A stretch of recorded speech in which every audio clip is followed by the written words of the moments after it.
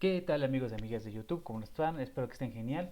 El día de hoy seguimos platicando sobre las tareas y la programación asíncrona y un tema importante que se me hace pues bastante útil, sobre todo en desarrollos o soluciones que necesitan asegurarse que no se modifique en tiempo de ejecución algún valor, o por ejemplo trabajar con cálculos bancarios, con cálculos que tengan que ver con dinero.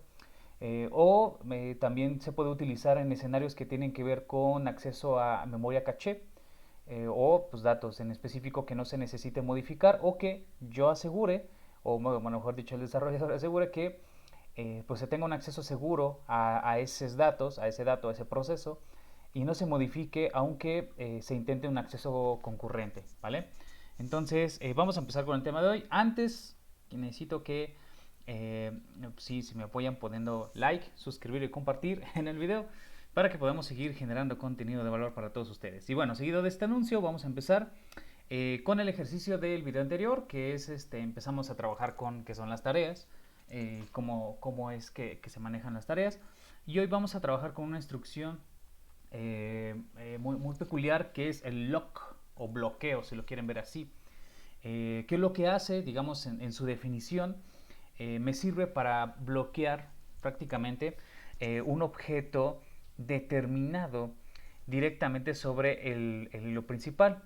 Lo que pasa es que se ejecuta un bloque de código o un bloque de instrucciones de manera segura y después, digamos, de manera segura en sentido de que mientras se está ejecutando está bloqueado ese acceso a esas variables o ese código, está bloqueado ese acceso, se mantiene el bloqueo hasta que se libere este bloqueo, ¿correcto? El ámbito o el scope de este bloqueo es a través de una instrucción que se llama lock, y esta instrucción va a tener el contexto sobre el cual va a trabajar y las llaves de inicio y de fin del código que se necesita bloquear.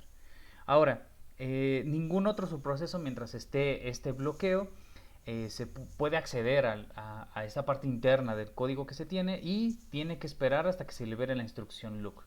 Y con eso prácticamente nosotros garantizamos que no se modifique la lógica o los valores que yo estoy trabajando en ese momento, ¿no? Ya sea un cálculo, ya sea una atención de datos, eh, etcétera, etcétera, como los puntos que estuvimos trabajando. Bien, ahora lo que vamos a hacer, vamos a empezar a trabajar con lo que estamos haciendo acá, ¿vale? Bien, entonces, lo primero vamos a probar este acceso concurrente. Por ejemplo, vamos a hacer una propiedad, algo simple para no complicarlo tanto. Vamos a hacer un contador, un counter.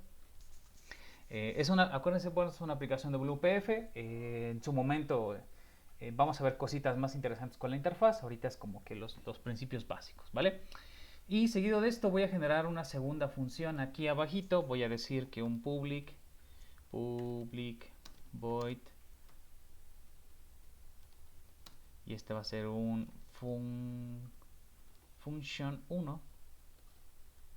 Esta función 1 o acción 1 voy a tener un system.diagnosis.debug.readline, y aquí le voy a decir que estoy dentro de función 1, ¿ok? Y aquí lo que vamos a hacer, vamos a obtener la información del counter. Fíjense, algo muy interesante. Esto lo que va a hacer es incrementar el contador, ¿vale? Pero lo vamos a incrementar de manera segura. Es decir, aquí yo voy a tener un aquí y voy a decirle counter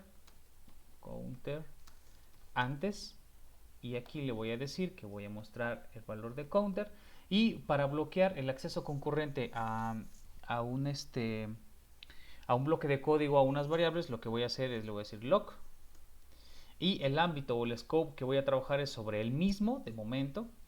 Y lo que vamos a hacer aquí, simplemente vamos a decirle counter más más. Aquí lo que estamos haciendo es que cualquier otro eh, código dentro de la aplicación u otra función dentro de la aplicación que necesita acceder a counter mientras esté corriendo o mientras esté bloqueado este hilo, lo que va a hacer es esperar hasta que termine la ejecución de este bloqueo para poder acceder a ese recurso. Por lo tanto, si yo accedo a un valor mientras se está modificando, no voy a poder acceder a esa modificación hasta que se libere el bloqueo. Y con eso aseguramos recordemos que en las transacciones nosotros tratamos de ser atómicos en esa parte, ¿no? No necesitamos obtener la modificación mientras está haciendo. Necesitamos cuando está confirmada. Entonces más o menos es ese estilo, ¿vale? Entonces vamos a decirle aquí counter después, y aquí ay, perdónenme, después, ahí está.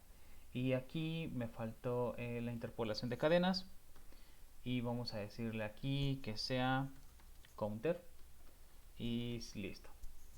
Y en suma, por ejemplo, fíjense que en suma, a propósito, lo que voy a agregar aquí, voy a decirle que me muestre counter, ¿correcto? Y aquí lo que estoy haciendo es, estoy accediendo, es más, le voy a poner aquí en suma, para que nada más se vaya viendo dónde estoy. Y fíjense que lo que estoy haciendo es, en la función suma, yo estoy accediendo, intentando acceder al valor counter, y en la función function1, yo accedo al counter antes, lo bloqueo, lo incremento y después lo libero. Una vez que está liberado, accedo después de esa modificación, ¿correcto?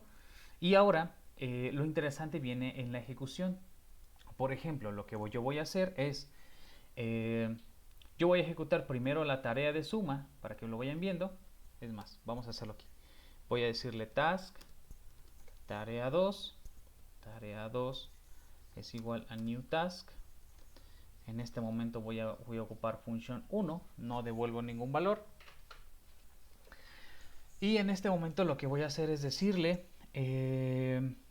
por ejemplo, tarea 2.start. Y ahora fíjense lo que va a pasar aquí.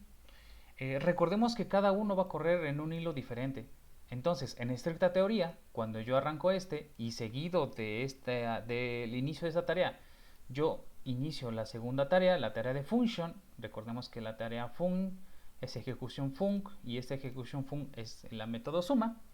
Por lo tanto, en este preciso momento, una vez que se ejecuta la tarea 2, podríamos verificar si incrementó o no el valor cuando yo lo llamo desde la tarea suma o la función que devuelve suma. ¿Correcto? Vamos a correrlo y vamos a ver qué pasa, porque es bastante interesante este tipo de ejercicios. Aquí ya corrió, y aquí vámonos a nuestra pantallita de acá. Y fíjense que yo tengo, ejecuta la función 1, aquí está, que es lo primero que hace. Ejecuta la función 1, aquí está. Ejecución, y ahora, ojo, en este momento de ejecución, function 1 ya está corriendo, es decir, ya está corriendo este lock, ¿correcto? Y en ese preciso momento arranca función suma y obtiene counter en ese momento, pero ¿qué creen? No se modifica, aún hasta ese punto no se ha modificado. Entonces, ¿qué va a pasar? Después, y fíjense, todavía dice antes y después, es decir, se ejecutó antes, o sea, es decir, inició antes esta tarea, inició después la suma, y a pesar de que haya ejecutado antes, al intentar acceder está bloqueado, esta parte del hilo de ejecución está bloqueado, este hilo está ejecutado. Entonces, cuando intenta acceder, aún no puede acceder con el resultado del incremento. ¿Por qué? Porque sigue bloqueado en ese milisegundo. Recordemos que esto es en milisegundos. Y después ya se puede obtener la información dentro del método function. ¿Por qué? Porque recordemos que el hilo de suma ejecuta y termina, y la última instrucción de suma es el return. Por lo tanto, con esto podemos comprobar que aunque lo corramos antes o después, en este caso muy particular, primero corrimos la tarea del bloqueo y luego la tarea del function, nosotros estamos asegurando de que la tarea de suma no está accediendo al valor modificado hasta que se libere el bloqueo. Entonces, con esto me va a ayudar a mí a asegurarme que las transacciones o cálculos de valores que yo necesite hacer de manera segura sigan siendo, o podamos garantizar en la mayoría de las veces, podamos justamente decir que cuando hacemos el cálculo o cuando obtenemos algún valor, siempre estamos obteniendo el que necesitamos y no estamos obteniendo algún dato con incertidumbre. Es un ejemplo bastante sencillo, yo les sugiero que lo practiquen, que quizá lo lleven a la práctica con algún ejercicio. En la cuenta de Microsoft, con la documentación, hay cosillas así como de transacciones bancarias, o por ejemplo, en temas de caché también es muy bueno usarlo porque tienes que bloquear el hilo no sabes en qué momento otra persona va a consultar y cuando consulta ya llenó la base de datos mientras tú estás consultando la base, mientras no existe.